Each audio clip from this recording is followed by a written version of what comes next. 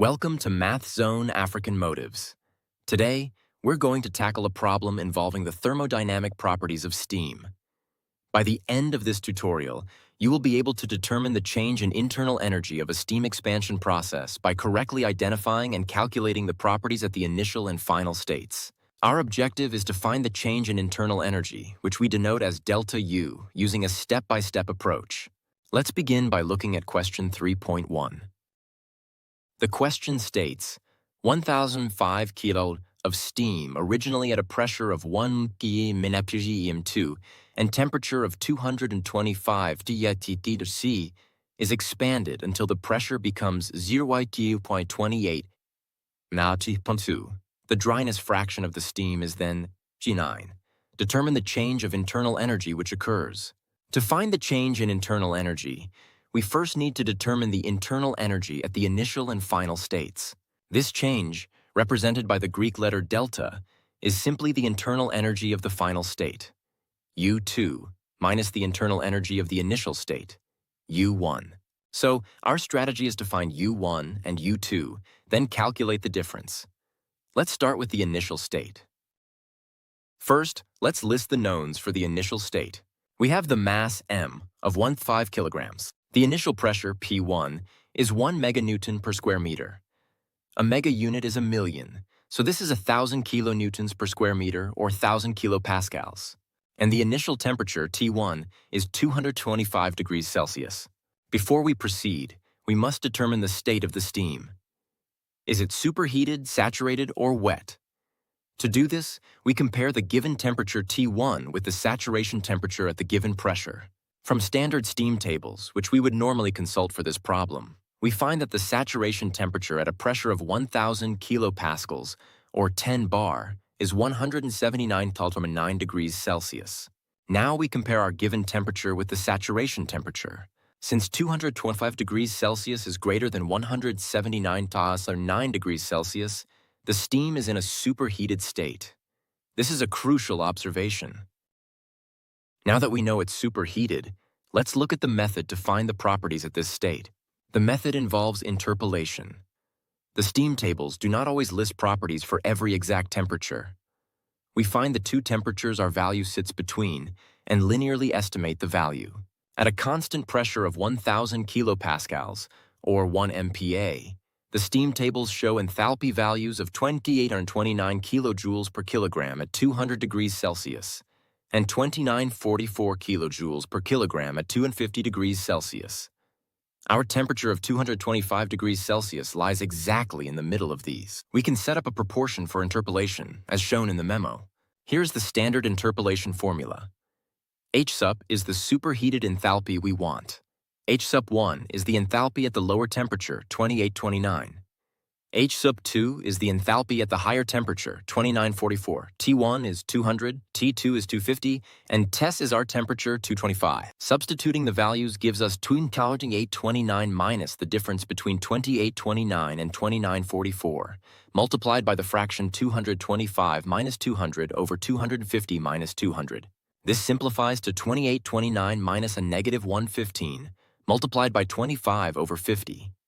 This gives us 2829 plus 115 times 0.5, which is 2829 plus 57 times 5, resulting in 2886.5 kilojoules per kilogram. This is our specific enthalpy, H1. Now that we have the specific enthalpy for the initial state, we need the specific volume, V1, to calculate the internal energy. We can't find specific volume directly from interpolation in this memo. It uses an alternative formula which is valid for superheated steam and connects volume to enthalpy and pressure. The formula is V1 equals 0.231 times H sup minus 1941, all divided by the pressure P. Let's substitute the values we have. H sup is 2886.5 kilojoules per kilogram, and P is 1,000 kilopascals. Substituting these values gives us V1 equals 0.231 times the quantity 22886.5 minus 1941 divided by 1,000. Calculating the numerator first, 28865 minus 1941 is 945/5. So we have 0.231 times 945.5, which is 218,485. Dividing by 1,000 gives us 0.218485. Rounding to 3 decimal places, our specific volume for the initial superheated state is 0.218 cubic meters per kilogram. This matches the memo.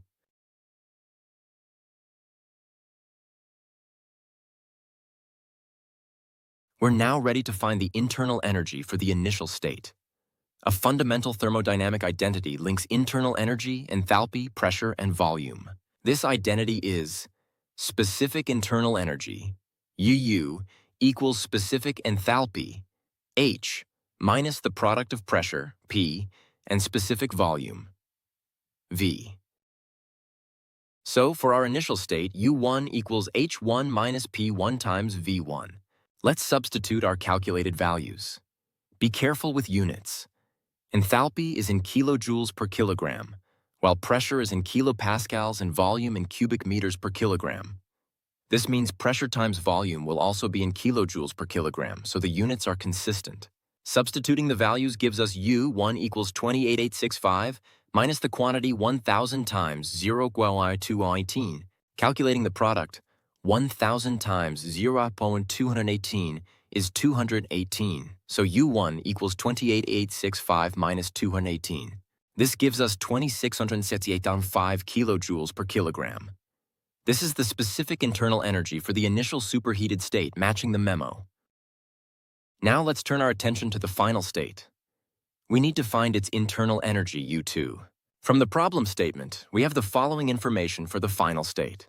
The final pressure, P2, is 0.28 meganewtons per square meter, which is 280 kilopascals, and the dryness fraction, X, is given as 0.9. A dryness fraction between 0 and 1 indicates that we are in the saturated mixture region. This is a mix of saturated liquid and saturated vapor. Therefore, the steam at the end of the expansion is wet steam. The method to find properties of wet steam is different. We use a formula that incorporates the dryness fraction. The specific enthalpy, HEX, of a wet mixture is the specific enthalpy of the saturated liquid, HF, plus the dryness fraction, X, times the specific enthalpy of vaporization, HFG. We need to look up these properties in the steam table at our final pressure, P2, which is 280 kilopascals. At this pressure, the specific enthalpy of the saturated liquid, HF, is 541 kilojoules per kilogram, and the specific enthalpy of vaporization, HFG, is 2,170 kilojoules per kilogram. Now we substitute our values into the formula. H2 equals 541 plus 0.09 times 2170. Calculating the product first, 0.9 times 2170 is 1953. Adding this to 551 gives us 2,504 kilojoules per kilogram. This is our specific enthalpy for the final wet steam state, matching the memo. Just like for the initial state, we need the specific volume for the final state to calculate the internal energy. Again, we use a formula for wet steam. The specific volume of a wet mixture, Vx, is the dryness fraction, X, times the specific volume of the saturated vapor, Vg. The specific volume of the saturated liquid, VIF, is very small and is typically ignored in this formula. We need to find Vg from the steam table at 280 kilopascals. Looking it up, the specific volume of saturated vapor, G, at 280 kilopascals is 0.6460 cubic meters per kilogram. Now we can calculate V2. It's the dryness fraction, 0.9 times Vg, which is 0.6460. This calculation yields 0.5814 cubic meters per kilogram.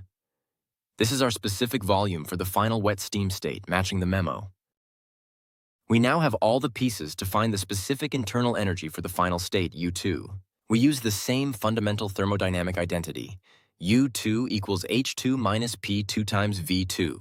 Let's substitute our values for the final state, again paying attention to units. U2 equals 2,504 kilojoules per kilogram, minus the quantity 280 kilopascals times 0.5 and 814 cubic meters per kilogram. Calculating the product, 280 times 0.50814 is 162,792.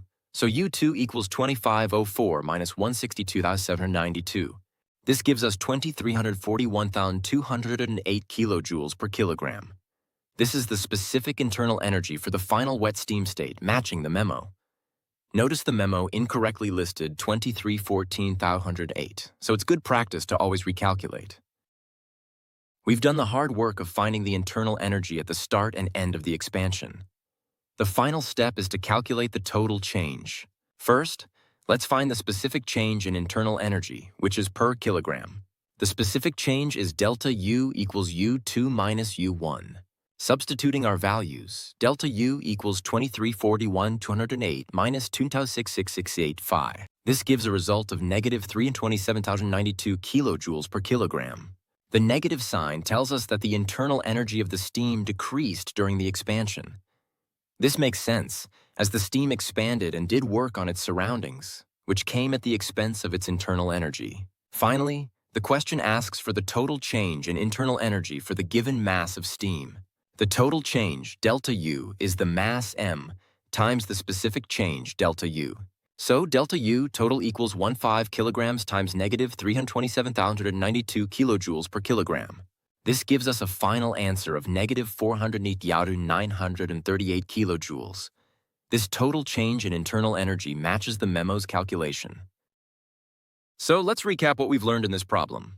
We started by identifying the initial and final states of the steam, which is always the crucial first step. We found the initial state was superheated and the final state was a wet mixture. We then used appropriate methods for each state, interpolation for superheated steam and dryness fraction formulas for wet steam, to find the specific enthalpy and specific volume. Finally, we used the fundamental thermodynamic relationship U equals H minus PV to find the internal energy at both states, calculated the specific change, and then the total change for the given mass of steam. Remember the key takeaway. To find the change in internal energy, always first determine the type of steam, and then apply the correct formulas and steam table lookups for each state. Thank you for watching. Subscribe for more tutorials from Math Zone African Motives.